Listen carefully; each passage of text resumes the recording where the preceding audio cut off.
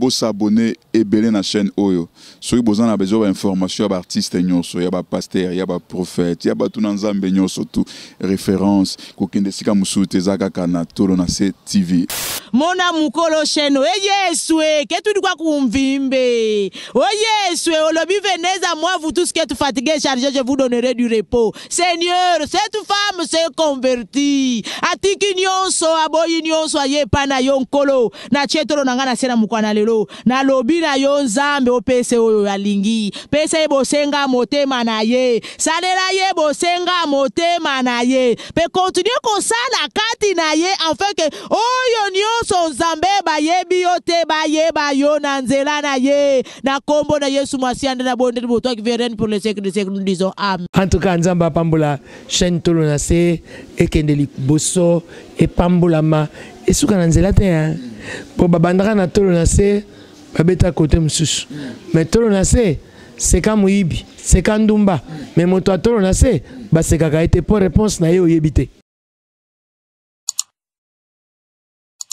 Merci beaucoup, tes chers Internet, partout dans le monde entier, puisque vous avez Nabiso, Nakata Bandak, Nabino, partout dans les 5 continents, Otozanango, vous avez Nabiso, votre humble, le prophète Samuel Eric, Nakati Yachena Mounene, Nakombo Atol, na CTV, il y a notre maman Nabiso, Anna Kalambay, moi c'est papa Carlos Kalambay, directement topé si libota mobimba, il y a Kalambay, Bambote Ebele, Tobana David, Tokena Josué, Tokena Calvi, TV, Tokena Joyce, Louange, Samuel, et puis na Osana, que l'éternel Dieu vous bénisse beaucoup partout, Iskawa et Bozali.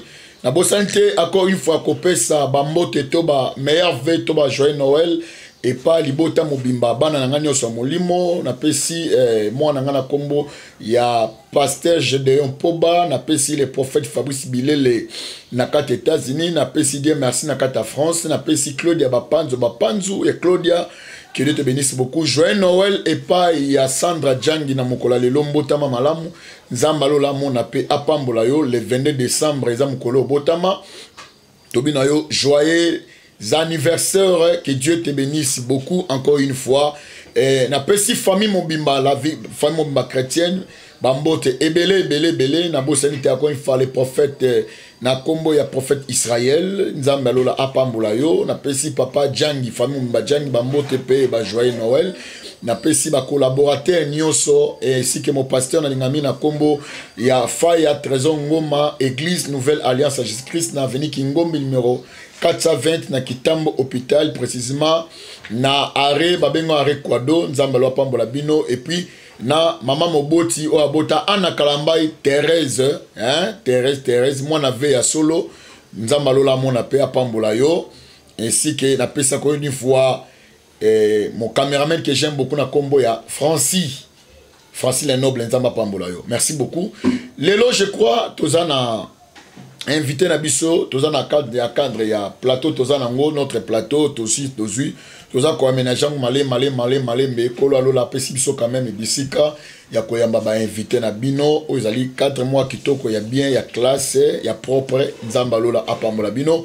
na kata plateau na biso lelo to yami un homme de Dieu to solana ye comment nzamba benga ye to benga ngo notre mission to benga ngo appel au ministère témoignage na ye akuta na nzambe wapi ni ne sala ki ayamba Jésus son père spirituel c'est qui est-ce qui a baptisé ministère na yango azwaki yango po alandaki bato mususu ngolo kola benga bango to ezali cop to eza gender ni ba kino balobaka emsu musala usala eza soute bona kotaka na cop yango po ekosimba nango je sais pas moi to wana biso ensemble na bino to komeka pe ko tuna yeba question et tozana na kati ya plateau merci beaucoup na monter na biso na komba Francine nga fungole biso plateau tout le monde a osé notre invité na biso na kata plateau na biso ya tolo na TV. Shalom l'homme de Dieu. Shalom papa nanga prophète Eric. Boni papa. Bien kola osunga. Kola osunga. Vraiment. En tout cas na ebité et c'est ngoni ozana ngo na koyamba yo na kati ya notre émission na biso mokola lelo. Bon na na sengo makasi parce que auto sala eza moko ya moyen ya ko évangéliser. Eza pe moko ya moyen ya musala nzambe. Donc et puis na moni yo musakoli na na sengo. Ça fait bail. Ouais, ça fait bail de humanité, mais Dieu a permis tout mon année vraiment et c'est un makasi. Merci beaucoup. Luanda Kinshasa et puis enfin tout mon année Bazaba parmi bateau Luzizi la mangenge, toliaka londende, tolala libanda pour le de la Nzambe malgré ba passi. L'homme de Demeka un peu costaud sur un peu par rapport à parcours d'abord il y a Vinayo. Ali quand même outi wapi, au banda wapi, auparavant Raginani avant au comment Monseigne Nzambe. Vraiment merci. Et ça question moi qui te remarque. Je suis un chrétien né de nouveau d'abord. J'ai reçu Jésus comme Seigneur et Sauveur. Le col a Moutounion sondenge ayambaka yo sumashia avant d'abord yakuma mosala na Nzambe yakuma o nazali. Vraiment nazalaki mopakano na lisungia Nzambe nde Nzambe asala nga ngolu na yebaye nakomi mwana na ye et puis abenginga. Na vie ya mopagano, je sais pas moi, quels sont tu faisais connaître au sala nini na bete so bien parcours na no ya mopagano na yo wana. Ozaka musicien, ozaka catcheur, ozaka boxeur, ozaka nani, ozaka nani. Vraiment na vie ya mopakano na yaki na vie moko malamu te. Na vie moko ya salité ya makashi. Donc ya milangwa, ya bitumba, ya luyenge ya makashi et puis ya vraiment ya bien te. Est-ce que quelqu'un peut qu'on numérer biso moi quelques point pour bateau bazali peut-être ba pagano mususa des fois au bazali bazo peut makamoko mais le ko la bengi peut-être que ça peut aussi aider il y a cas d'évangélisation pour babo na mitema partout le monde entier na poto to me capé na vie na ya kuba d'abord na no botami na famille et aux quantième na quatre famille Naza est né à famille. Wow. On est à 4, 3 garçons et une fille. Mon père il est vivant, ma mère elle est décédée. Ce qui est là, na yeba Nzambe za ba prière maman nanga parce que na ko na moyibi na ki mwana o na ndaku na pesa ba para passe pour na ki mingi na monde ya likaya na monde ya drogue na monde ya loyengia masanga kokota boîte pe bar donc ce qui mbongo ezate fona yiba na ndaku. C'était comment on a kokola le quoi ba na na kati ya ndaku mais et là on est comment qui pour directement d'emblée comme ça. Cette vie on a est emballé pour contre la vie. Bon, eza jeunesse et puis puberté tango yaka ceux qui encadrement ils ont ma capacité diable profitera pas kotaka. Et puis moi j'ai dit le diable a vu mon étoile que nous on appelle mon makashi et on a diable a qui vraiment ko tomater vinanga. Pour notre vie penza ya salité, vie penza ya mabe.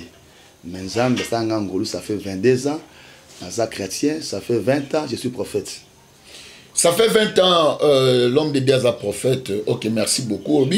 Ce qui a des fois, le lobongola moutema, c'est grâce à votre maman. Et maman Zalaki, comme Zalaki chrétienne, elle priait, je ne sais pas moi. Maman Nanga, Zalaki, moi, Simoko, Yamabondeli. Comment on a vu, on a mené, il y a qui vit moko, il y a qui pèse pas si makash. Comment on a moi, on a liboso, il y a bien boyé.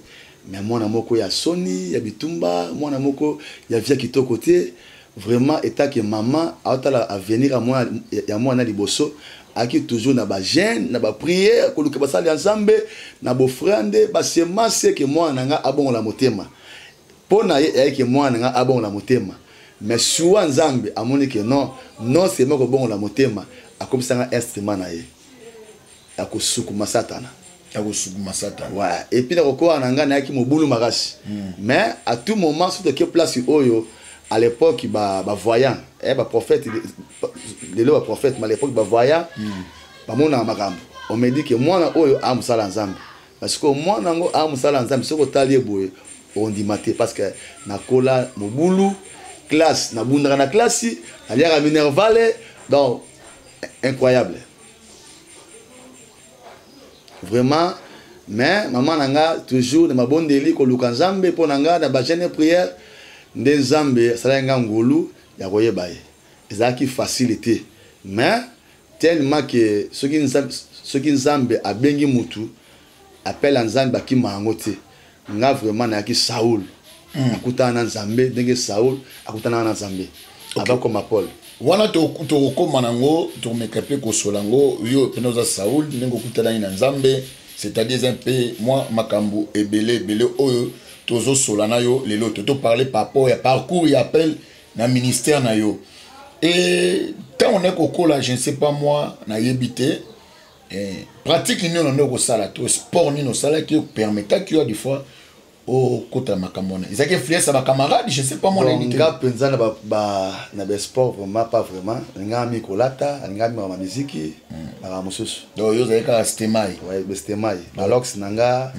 mais donc c'est ça à l'époque tatouage ya la raté ce que ça la galère au mbele tam su corps non sur ya tatouage parce que nga mo mokili mais gloire à Dieu à notre époque tatouage n'existe de logo ça la raté vraiment Olingami musique mon musique na habité yo mo comment musicien je ne sais pas moi on a un musicien bon musicien pas vraiment mais derrière les musiciens donc le Yengera Babar Kobina Masanga donc c'est ça toi on a commune la commune Nanjili quartier 4 c'est normal hein donc ba Nanjili nyoso na pesi bino ba mbote beleska bozali obika banjilo ngemo mingi mo kolata surtout pe quartier 4 là les alliés milliers à bana poto siatula donc moi ba terrain puis moi ba balle na mono betin de balle était bon pas vraiment à gravité. Ok. Bon, merci beaucoup. Je crois que tu continues maintenant notre sujet Likambo Nabiso Otozani Nango Lelo. Écoutez un ensemble ningini. Nakuta un ensemble vraiment c'est un témoignage makash. Ngana yeba ensemble té. Cousin nanga alaki mutaba loge. Na ba loge na yewana aliara batu. Ngana yaki le dernier mutfala lia.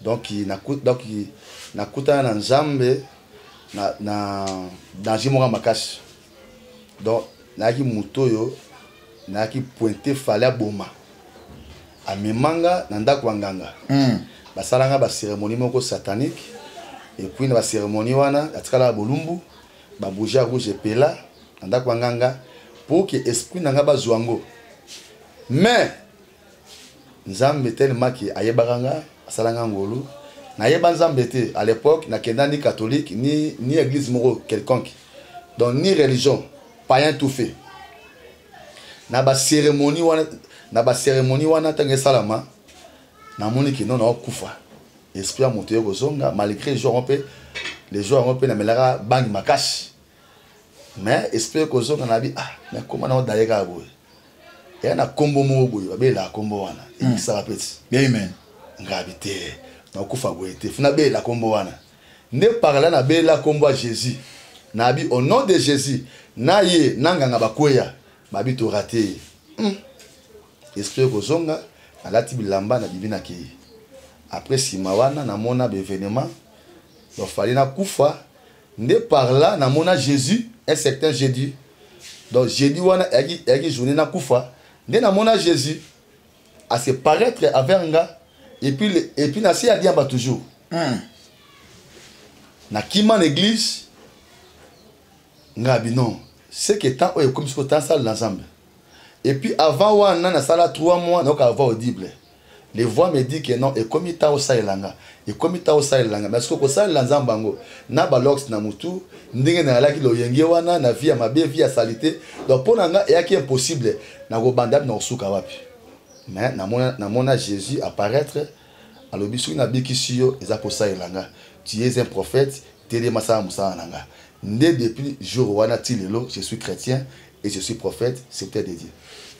Merci beaucoup. Le nom d'abord prophète Yoshua Ngoma Winner kombo ya Winner eza Jésus atanga bonus pour na bunda bitumba ebe na vie nanga et puis na ministère nanga lokola nzamba long sanga ndabianga Winner. Prophète Yoshua Ngoma Winner. Ok, merci beaucoup. Je crois, tu peux encore une fois. Bambo te belé na babonné na biso bazolanda biso partout dans le monde. Tu sais que Dieu vous bénisse beaucoup. Bon s'abonner en tout cas. Nzamba pas mal nous s'abonner. Nous pas s'abonner en tout cas que Dieu vous bénisse beaucoup. C'est un l'œuvre de Dieu. Et Nzamba lo la ozan atiko pambola yo. Na pesi Yves pas na pesi Bambo te belé na pesi donc Kim na pesi Bambo te belé na pesi papa Alvi. Que Dieu vous bénisse beaucoup. On a bazar bateau de travailler bango musala YouTube mais tout ça qu'on propager sans malamu ya yo sumasiya. C'était comment cousin na yo soyo memao nanganga. Izaki ndenge nini betana mo lisolongo. Bon, ezalaki déjà la famille akolia batu parce qu'on ngana ki mutu fallait aller à Souka. Né na vanda boye pour moko boyaye non ketikanga. Donc à l'époque il avait des moyens to continue na voiture to kei na ketika. to kota le pont mo déjà et tant que mutu parce que là j'avais 20 ans 20 ans 19 ans et tant que mutu espère que zonga na mais place to ya na bien monter et puis est-ce que moi mystique on a croisé une maman na tuni azana na nga oyebiete et puis jamais on ska koyeba mbala moko etikenga ayebiete et puis jamais on ska koyeba donc eloko wana déjà et la musi esprit nanga neto kota na ndako directement na chambre une chambre na ki wa laboratoire babikeko ba bougie ça dit na ebité to ke malembe tant beaucoup mi kuna parce qu'il y a un témoignage tant beaucoup mi abi oyebiete etiqué yo après na ebité sima on loboka abi tokota maman na kati ya nini bon aza yaya quand on dit tokota tant tokoti toki na chambre wana wa maman atika libanda maman ne ana kati na pe longo donc maman ngo na ebité tant on côté na kati ya parcelle wana maman ngo azalaki tota oyo ko découvrir azalaki na parcelle et puis tout na parcelle toki na salon le wana maman ye mutra mabino sur 3 toki na salon après salon toki na chambre temps bofana na salon lisolo ni entre ye na ye ba so la kututé donc na koyamba la moko na tuni azana ni abinanga oyebiete et puis jamais otika koyeba ye toki na chambre et puis na salon et puis maman chambre wana maman wana donc c'est-à-dire avant joyau c'est-à-dire bête elle sur pas maman na que na yelo mutu pour sacrifier je crois eza kola Abraham azu Isaac asolo na nzambe ke no pianga Isaac Isaac na zana aza conscient de monanga to yebo za qui conscient na conscient na belo hotel na kata famille cousin walia dia combien de personnes batu mo belé asili si famille ouais batu mo belé ko si sa famille cousin na habite côté bo tata to côté bo maman côté papa ouais donc à cause ambo na zolia ne bato ouais vous semble la minoté yesu azate bon ça aolia ce que temps beaucoup na chambre wana directement esprit nanga déjà envoûtement c'est sunga déjà epsinga tika mutakala donc na français ils habillent toi alors on dit bilamba yo moko longo bilamba ouais tika yini envoûtement makasi ouais epsinga met toi je na fukami oh ngasko na fukami bango siko azo invoquer ce que bango bazana bilamba ni normal maman na zaina iloko bon cas normal azana robe moko te apé mbete normal di puta mais moi bizaka ok toko ko avancer après nde sikoyo to na fukami wana boye na déjà bolumbu bon ça bien vocation esprit appel bimi na mon esprit bimi là moko moi ezongi na bi mais comment na ko faka boye il faut na bela combat Yesu nde par là sikoyo la senti une force elinga. Donc à l'époque nayamba Yesu te naza chrétien te na ke d'église te donc ça parle loka muyibi ouais ça que Yesu abi ke lelo ouais dans notre zano na lola merci prophète mais na senti une force et côté linga na dika au nom de Jésus ba kuyi babi to raté ba rata petit lelo nazali to ba kuyi après to ba kuyi ngasko esprit zongiti na lati bilamba na bimiti natiki ba na bimi donc tina ke wana na qu'est-ce qu'on moitié ndam na tikali ndam na ki donc nzambe na satan ba welanga ndesko 2 jours après senti ce que événement sikoyo yo salama donc corps nangé changé na ça c'est le moko na za kwa na zate oh ndesko Jésus-Christ pour ça un secteur mardi na yebaka ndesko le mercredi na bi matin na meladi ambate masangate donc mona malam na ba mais na raté le mois munene ngana kufa na raté mais tellement déjà que ils a vu déjà qu'il faudra on aller faut qu'à moi le toko moi chambre moi nino pour que bien maman ça ba non toto bima on a jeudi to bimi avant midi na beta diamba pe bo ngabi au plier on peut na mbulayo yep ma kamuna ma bien wana ngabi mais je me sens pas bien oyo kandeni ngabi no ka bien te azala calme to meli pe wa to ngabi na ka bien te il faut na zonga ndesko to na termina zonga a senti suko que non li kole fungwami amen na moni yemei le roi des rois Jésus mobali kitoko pembe mulai on mona ke wapi na vision na nzela na chambre na balabala wana ozozonga après ça va ko uta na ozonga na diamba nanga siko na yeba te est-ce que molimo santo to diamba confusion na sikoyo na on pas le connaît fungwami na mona Jésus mon prophète ena bato belé bayoka mungongo ena bato belé bateya bango menga bateya ngaité donc jour wana yaki mutute mais Yesu yemoko ayek intervenir moi j'ai vu Jésus on y a un à peu près bah 11h 12h ah il peut dire ngo mina tant makasi boy Yesu na yebate Yesu na ndimela te na zo baptême te lo te mais na mona ye abimi abinanga lelo na bikisi po sa elanga waki moto kufa mbala mona waki courant na nzoto na kimi l'église donc na kimi l'église na kuei na kuti pe prière une église na répété tu le connais bien bon na église wana mais à l'époque ne semble aguna te mais na ka intervention au c'était comment on monte parce que non ça fait longtemps ça fait un bail hein ça fait bail voilà na comment l'église wana pe ça dit mabondeli et puis ti espère que zonga na pesa adresse ne so andako nani pe ba para bayaki non c'est sérieux parce que événement wana ba para nanga ne pesa ba ngango babi ah wakuna eza ba diamba na yo bandimate tango kendal panganga wana tango zongi yo ba para ba zonga lo biango ba nanga vatan eza ba diamba na yo muto beba voilà etika moi na moboé moi cheke mo boé atali kamuzana nzela ba considérer donc yangwana kuzana luka moya lia yo poso kufi baba kete ba diamba na melaki na bani na ye yango te bomi landa bien OK papa ndesiko ba parents ba yi ba bi non c'est sérieux babi non ndesiko na bi non ta na moni boye ndesiko yo na zongi na ndako to na zongi na ndako mutu na ngai yaki malamu te c'est quoi folie malgré la côté na Yesu mais ba démon wana toujours kat nanga ba ko tourmentenga na gile l'air moro on ça ba crise à folie les gens me disent que non ba diambo amele belé ba trogo amela donc ils a toujours compliqué voilà suka système ga ba rasta voilà moi l'oxa moulai puis na pexa arti les ali on a dit que la prince même Jésus sa tête que na prince na dit que mikoleko ya wela so photo na yo na ko Luka total yo avant et après merci papa Francis je crois que ça la émission moko avant et après et le quoi OK merci beaucoup nde sikoyo après mikolo wana voix ensemble toujours jour le belanga que non tel coquille au sa elanga tel coquille sa elanga il y a après wana ba 1 mois 2 mois na au sentiment que non force moi ou est-ce il faut sambela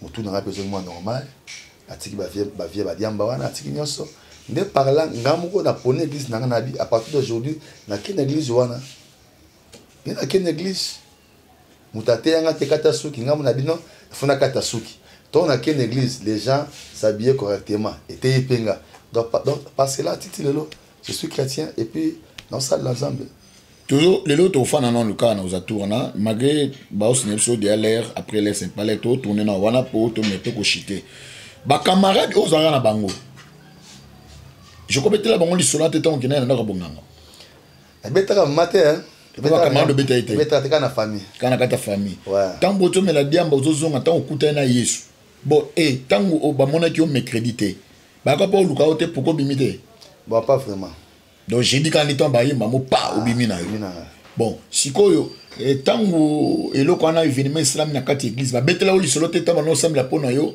ba manifestation ba betela ki hôtel on s'est passé ba betela ki hôtel bon délivrance na yebaka délivrance na yebaka après ko yamba Yesu na ki chrétien andimi affirmation délivrance na ngenge salama na yebaka ndé ça me yebaka ouais parce que ngamoko sala prière à 3 jours à sec ni kolia ni komela basala prière à délivrance na yebaka donc nga à tout moment à l'époque tant nzamba o délivrer na yebaka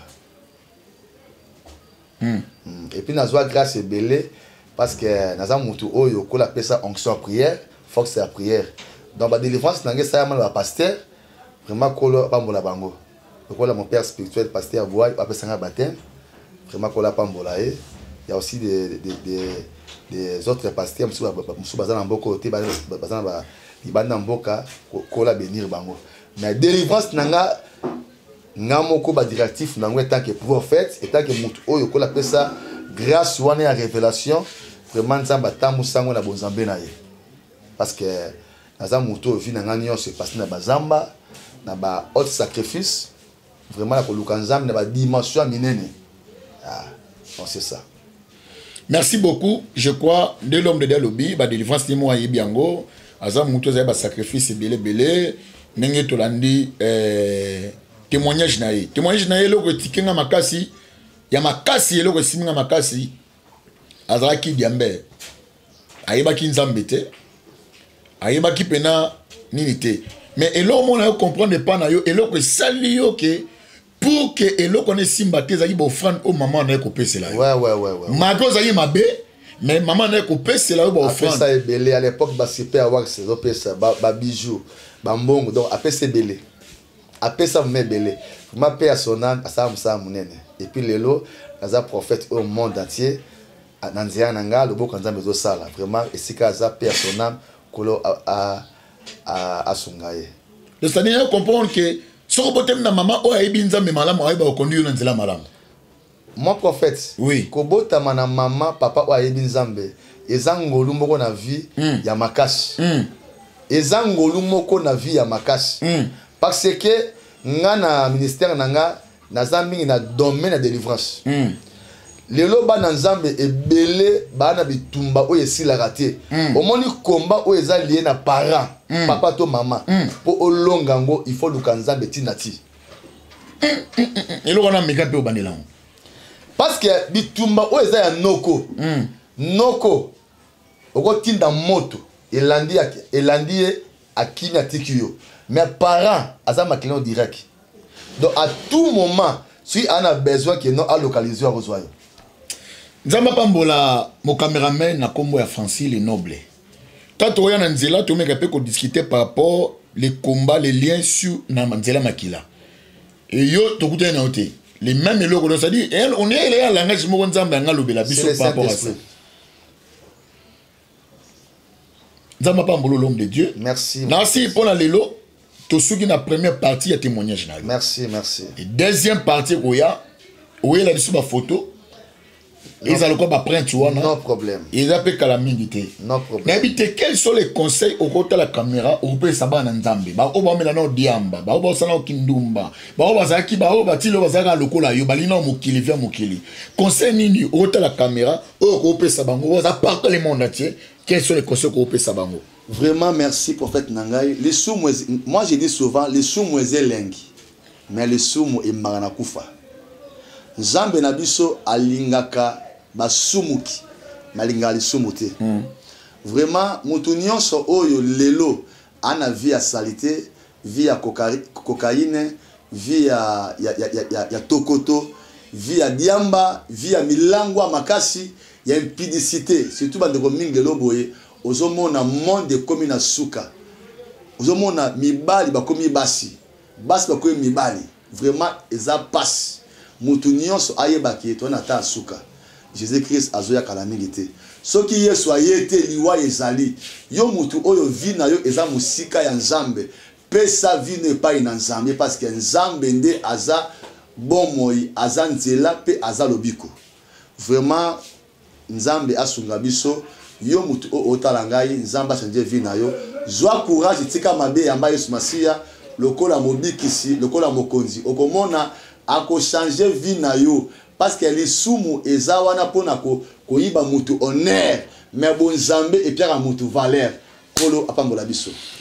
Merci beaucoup Kolo apambola biso napesi encore merci beaucoup na Mama Titi que Dieu apambola sika zali nzamba apambola makasi c'est une servante de l'Éternel Dieu nzamba otombola et puis azo dévoiler ba secret ya Satan ndenge pour dévoiler ba secret Satan pour que libota na nzambe tobika parce que toi wazate makambo bible lobaki ke bana bako make ba boti na bango lelo ezali et kinduma impudicité ne parle même pas babiyema ekomi ya mabe makasi liboso pona komona nzoto ya mwasi esengeli osala mo ba gymnastique tanto ne kokola na seka mo muke tanto kokola na kati école lele koma kutu mwasi nda osengo nzoto voilà tanto na kati classe na ebite soki le noble zobe oyeba su yango soto fana bababo osiki talatala bwaki na se po oyeba otala couleur ya sous-vêtement mwasi alati mais lelo eza susu kama itanta te komi ba mo ba mi kotala ngo donc eza déjà suka l'homme de l'aningo peut sabiso numéro de téléphone pardon les monde bazan a besoin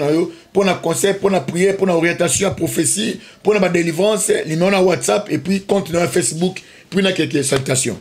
Numéro nanga ya WhatsApp ezali 09 97 54 90 43. Donc tongo butumo numéro ezara toujours en ligne personnel. 09 97 54 90 43.